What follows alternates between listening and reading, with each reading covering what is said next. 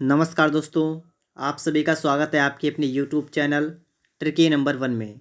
दोस्तों, इस वीडियो में हम लोग आरआरबी ग्रुप डी के लिए जीके जीएस के प्रश्नों को यहाँ पर पढ़ेंगे।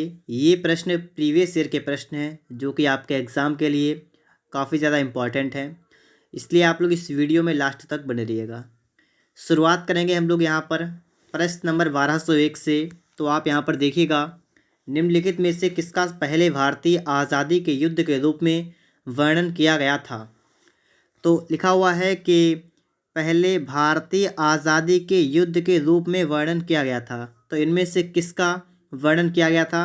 तो 1857 के विद्रोह का वर्णन। ठीक है, 1857 के विद्रोह का वर्णन जो है वो भारतीय आज़ादी के युद्ध के रूप में किया गया था। ठीक है, इसके बाद अगर आपसे पूछा जाए स्टार्टिंग कब हुई थी इसकी, 1857 के विद्रोह की शुरुआत कब हुई थी? तो 10 मई से। ठीक है, 10 मई 1857 से इस विद्रोह की शुरुआत हो गई थी। ठीक है, इसके बाद दोस्तों यहाँ पर हम थोड़ी सी और बात कर लेते हैं। जैसे कि आपके सामने लिखा हुआ है बंगाल का विभाजन 1905। आप सभी को पता होगा बंगाल का विभाजन कब हुआ था? 1905 में हुआ था। अगर पूछा जाए किसके समय हुआ था, तो लॉर्ड कर्जन के समय हुआ था। ठीक है, तो आप नाम याद रखिएगा, उस समय वायसराय कौन था? लॉर्ड कर्जन उस समय वायसराय था। इसके अलावा सविनय अवज्ञा आंदोलन यहाँ पर लिखा हुआ है 1930 से 1934 तक चला था। ये 2 चरणों में चला था। इसकी शुरुआत अगर पूछी जाए डेट कौन सी थी, तो 6 अप्रैल 1930। ठीक है, तो आप इसकी स्टार्टिंग वाली डेट याद रखेंगे। सविनय अवज्ञा आंदोलन की शुरुआत हुई थी 6 अप्रैल 1930 को। आगे लिखा हुआ है भारत छोड़ो आंदोलन 1942। ठीक है, ये महात्मा गांधी के द्वारा चलाया गया था। इसकी डेट कितनी है? 8 अगस्त 1942। ठीक है, 8 अगस्त 1942। इसी के साथ साथ एक और आप समझ जाएगा, असहयोग आंदोलन 1 अगस्त 1920 को शुरू हुआ था। ठीक है, असहयोग आंदोलन कब स्टार्ट हुआ था? 1 अगस्त 1920 को।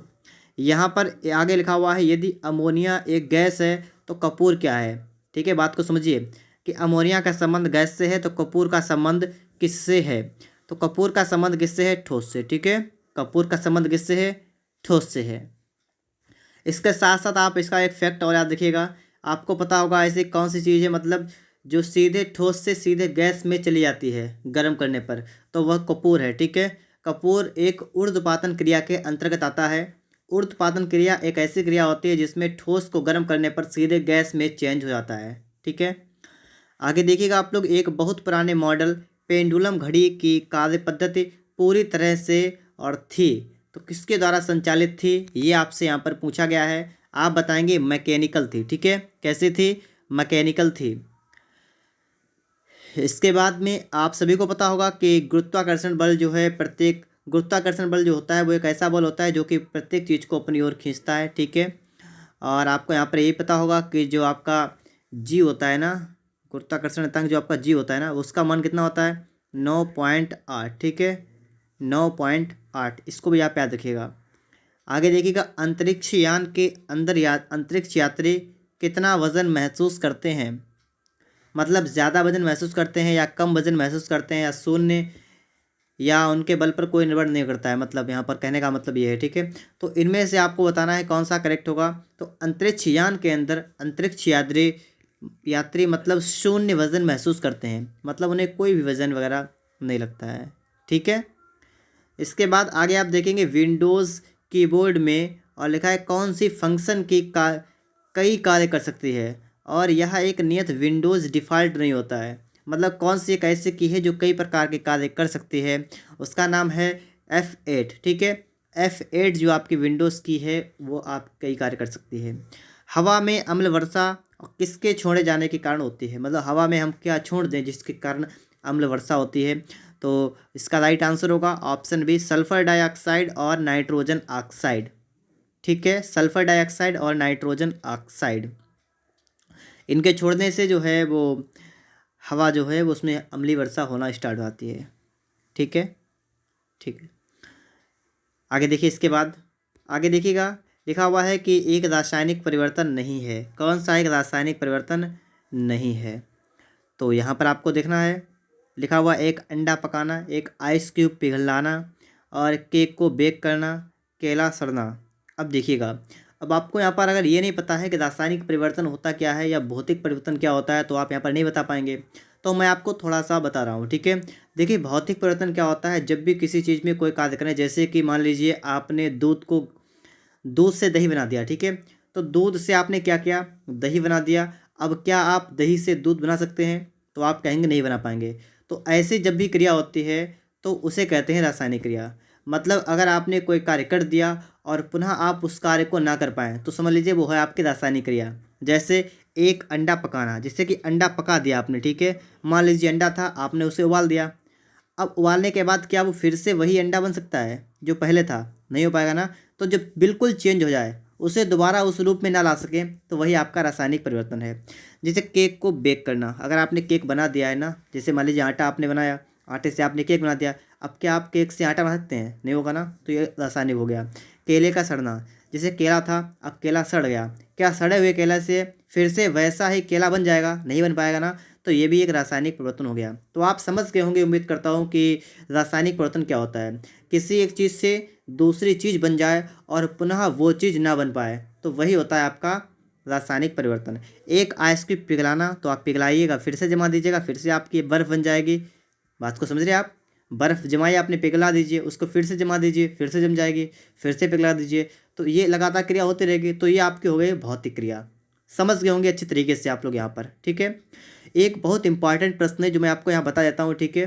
देखिएगा, थोड़ी सी बात अच्छी तरीके से समझ लीजिएगा। अगर पेपर में आपसे थोड़ा सा, यहाँ पर मैं जूम करता हूँ इसको, ठीक है। अगर आपसे पूछा जाए कि मोमबत्ती का जलना, ठीक है, मोमबत्ती का जलना कैसा परिवर्तन है, तो आप क्या बताएंगे? मोमबत्ती का जलना कैसा परिवर्तन है, तो आप बताएंगे इसको रासायनिक परिवर्तन है, ठीक है। क्यों?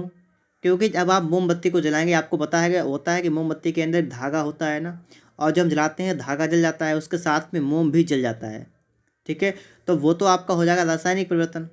लेकिन अगर आपसे यहीं पर पूछ लिया है कि मोम का पिघलना, बात को समझिए, देखिएगा, मोम का पिघलना, मोम का पिघलना कैसा परिवर्तन है, तो आप क्या बताएंगे? तो आप बताएंगे भौतिक परिवर्तन है। क्यों? क्योंकि पिघले हुए मोम से दोबारा आप मोम रेडी कर सकते हैं। पिघला हुआ मोम आप जहाँ पिघलाएंगे वो तो फिर से जम जाएगा, तो फिर से मोम बन जाएगा, ठीक है। इसलिए मोम का पिघलना भौतिक परिवर्तन है और मोमबत्ती का जलना रासायनिक परिवर्तन है। इसके बाद आप आगे देखिएगा, यहाँ पर हम कहाँ पर पहुँचे थे, ठीक है, यहाँ पर आ गए थे। आगे देखिएगा, ठीक है, थोड़ी सी बात मैंने यहाँ पर कर दी है, अब आप अच्छी तरीके से यहाँ पर समझ भी गए होंगे। मेमोरी क्षमता के माप से संबंधित कौन सा नहीं है? जीबी, टीबी, एचबी या जेडबी? तो कौन सा नहीं है? एचबी जो आपका है ये नहीं है, ठीक है। इसके बाद में आप आगे देखेंगे, जीवन में इंटरनेट के सकारात्मक प्रभाव को पहचाने, मतलब कौन सा आपका सकारात्मक प्रभाव है। पॉजिटिव आपको यहाँ पर चेक करना है। तो पॉजिटिविटी क्या है यहाँ पर है, तो तीसरा देखिएगा, एक क्लिक के माध्यम से ज्ञान का सबसे अच्छा स्रोत है, ठीक है, इंटरनेट। इससे साइबर अपराध बढ़ रहे हैं, ये बात तो सही है। लेकिन सकारात्मक आपसे पूछा गया था, तो ये तो आपका नकारात्मक हो गया, ठीक है। अब उपयोगकर्ता इंटरनेट की लत के विकार से ग्रस्त हैं, बात तो सही है, लेकिन नकारात्मक ये भी है। अगर लिखा हुआ है कम शारीरिक गतिविधि और कमजोर नेत्र दृष्टि का कारण बनता है, ये भी सही बात है, ठीक है, लेकिन सकारात्मक नहीं है। आगे देखिए, ITF डेविस कप कितने राष्ट्र विश्व ग्रुप के साथ जुड़ा हुआ है? तो ये जो है ये जुड़ा हुआ है 16 राष्ट्र ग्रुप के साथ, ठीक है। तो बी ऑप्शन यहाँ पर आपका राइट आंसर बनेगा। भारत में निम्नलिखित में से कौन सा फुटबॉल स्टेडियम नहीं है? तो भारत में यहाँ पर आपको बताना है कौन सा स्टेडियम नहीं है। सरदार पटेल स्टेडियम अहमदाबाद, ये नहीं है फुटबॉल का, ठीक है। बक्सी स्टेडियम श्रीनगर, ये भी है। और इसके बाद में आप आगे देखेंगे बाईचुंग स्टेडियम सिक्किम, ये भी है। और साल्ट लेक स्टेडियम कोलकाता, ये भी है, ठीक है। मुगल सम्राट हुमायूं का मकबरा कहाँ है? तो देखिए, हुमायूं का मकबरा की बात की गई है तो कहाँ पर है? दिल्ली में है हुमायूं का मकबरा, ठीक है। हुमायूं का मकबरा किसने बनवाया था? हमीदा बानो बेगम ने बनवाया था। आगे देखिए, इसके बाद मानव स्पाइनल कॉलम कितनी हड्डियों से बना होता है? तो स्पाइनल की यहाँ पर बात की गई है, तो आप क्या बताएंगे? 33 हड्डियों से बना होता है, ठीक है। आगे देखिएगा, इसके बाद में हवा एक कैसा है, मतलब हवा क्या है? तो हवा एक लिखा हुआ है कि शुद्ध मिश्रण है। फिर लिखा हुआ है केवल मिश्रणों का मिश्रण है, केवल तत्वों का मिश्रण है, दोनों तत्वों और यौगिकों का मिश्रण है। देखिए हवा में क्या क्या है, तो हवा में तो इससे बहुत चीज़ें हैं, ठीक है। तो इस प्रकार से हम कह सकते हैं कि तत्वों का भी मिश्रण है और यौगिकों का भी मिश्रण है, मतलब दोनों, ठीक है। इसके बाद देखिए अमेरिकी अंतरिक्ष यात्री स्कॉट जोसेफ केली ने कितने पर 340 दिनों के लिए लगातार अंतर्राष्ट्रीय अंतरिक्ष स्टेशन की कमान संभाली थी। तो यहाँ पर आपका राइट आंसर बनेगा ऑप्शन नंबर सी, एक्सपेडिशन 26, ठीक है। सी ऑप्शन यहाँ पर आपका बन जाएगा। कौन सा भारत का पहला उपग्रह था जो भारतीय निर्मित प्रक्षेपण वाहन से प्रक्षेपित किया गया था? आप सभी को पता होना चाहिए इसका आंसर। तो कौन सा था? तो ये था आपका रोहिणी, ठीक है। रोहिणी भारत का पहला उपग्रह था जो भारतीय निर्मित प्रक्षेपण वाहन से प्रक्षेपित किया गया था, ठीक है। और अगर आप कुछ लोग सोच रहे होंगे कि आर्यभट्ट, तो आर्यभट्ट के बारे में आप थोड़ा सा सुन लीजिएगा, ठीक है। आर्यभट्ट जो था ये भारत का प्रथम कृत्रिम उपग्रह था, ठीक है। कृत्रिम उपग्रह था भारत, मतलब आर्यभट्ट। देशव्यापी अभियान ऑपरेशन इस्माइल से संबंधित है। ऑपरेशन इस्माइल किससे संबंधित है? तो ये है लापता बच्चों से। डी ऑप्शन यहाँ पर आपका राइट आंसर यहाँ पर आपका बन जाएगा। इसके बाद आगे देखिएगा, निम्नलिखित में से कौन सा जैव रेत पानी फिल्टर के संदर्भ में सही नहीं है? तो कौन सा यहाँ पर सही नहीं है? तो ये सही नहीं है, उच्च गुणवत्ता वाला पानी हमेशा सुनिश्चित होता है, ठीक है। ये हटा दीजिएगा और सभी सही है। पश्चिमी ब्लॉट किसके लिए नैदानिक परीक्षण होता है? पश्चिमी ब्लॉट जो होता है किसके लिए होता है? तो ये होता है HIV के लिए, ठीक है, HIV के लिए। CT स्कैन के लिए कौन सा सही नहीं है? CT स्कैन के लिए स्कैनिंग अक्सर दर्दनाक होता है, ये तो आपका सही नहीं है और सभी सही है। कई एक्सरे छवियों को जोड़ता है। 3D क्रॉस सॉल्यूशन लिखा है, सेक्शनल व्यू उत्पन्न करता है, सामान्य और असामान्य संरचनाओं की पहचान करता है। कौन सा मोबाइल फ़ोन टच पैनल संवेदन तरीकों से संबंधित नहीं है?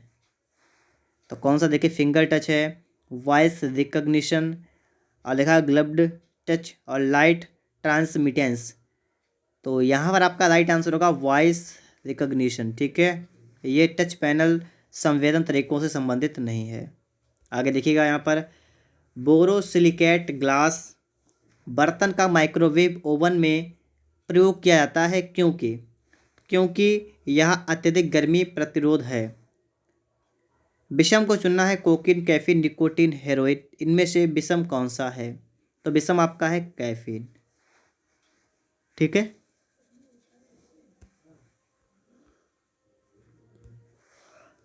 कालिंदी किस नदी का दूसरा नाम है? आपको पता भी होगा, कालिंदी जो है ये यमुना का दूसरा नाम है कालिंदी, ठीक है। यमुना का दूसरा नाम क्या है? कालिंदी नाम है। अगर बात करें हम लोग भारत की सबसे लंबी नदी, तो गंगा नदी है। गंगा नदी को बांग्लादेश में पद्मा के नाम से भी जाना जाता है।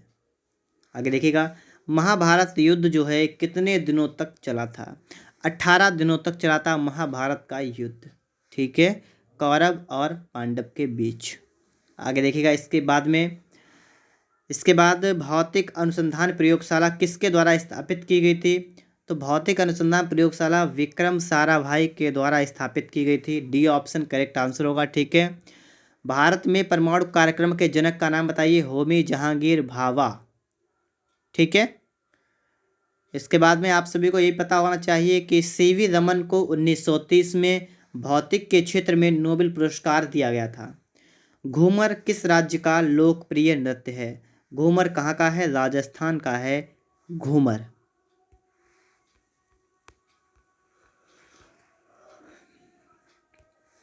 माउंट एवरेस्ट किस देश में स्थित है? तो माउंट एवरेस्ट नेपाल में है। ऑप्शन सी राइट आंसर होगा, ठीक है। भारत की सबसे ऊंची चोटी कौन सी है? कंचनजंगा। CMOS क्या होता है?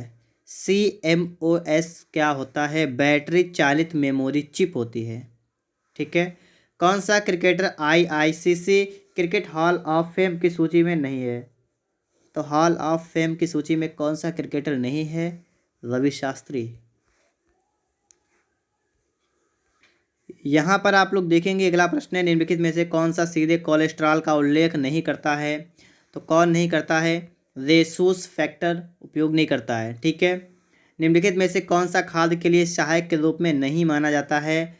तो सहायक नहीं माना जाता है तो कौन सा है? मछली की हड्डियाँ खाद्य के लिए सहायक के रूप में नहीं है। ठीक है। अंडे का बाहरी आवरण, ये भी, लकड़ी का बुरादा, चाय बैग, ये सभी हैं। ठीक है। इसके बाद आप लोग आगे देखेंगे, यहाँ पर आपके लिए इसके बीच में कुछ प्रश्न छोड़ दिए गए हैं।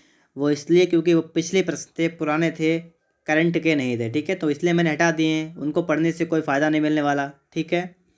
यहाँ पर देखिए, महात्मा गांधी को दक्षिण अफ्रीका में एम्बुलेंस सेवाओं में उनके योगदान के लिए अंग्रेजों के कैसर-ए-हिंद पदक से किसने सम्मानित किया था?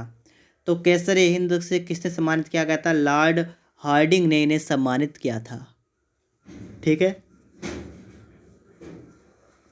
फिर इसके बाद आपसे अगर पूछ लिया जाए कैसर-ए-हिंद की उपाधि महात्मा गांधी ने त्याग दी थी और क्यों त्याग दी थी? क्योंकि आपको पता होगा जलियांवाला बाग हत्याकांड 1919 में हुआ था, 13 अप्रैल को। तो जलियांवाला बाग हत्याकांड के कारण महात्मा गांधी ने कैसर-ए-हिंद की उपाधि को त्याग दिया था। नेपाल की पहली महिला राष्ट्रपति कौन है? नेपाल की पहली महिला राष्ट्रपति आपसे पूछा गया है तो आप बताएंगे विद्या देवी भंडारी। ठीक है। ठीक है। इसके बाद में आगे देखिएगा आप लोग, यहाँ पर लिखा हुआ है विश्व विरासत स्थल पशुपतिनाथ मंदिर जो है ये कहाँ पर स्थित है? पशुपतिनाथ मंदिर काठमांडू में है और काठमांडू नेपाल की राजधानी है। काठमांडू में सार्क का मुख्यालय भी है। सार्क में 8 देश हैं। लोकसभा सीटों की संख्या 1973 में 525 से बढ़ाकर कितनी कर दी गई थी? देखिए 1973 की बात की गई है तो कितनी कर दी गई थी? 545 कर दी गई थी। ठीक है।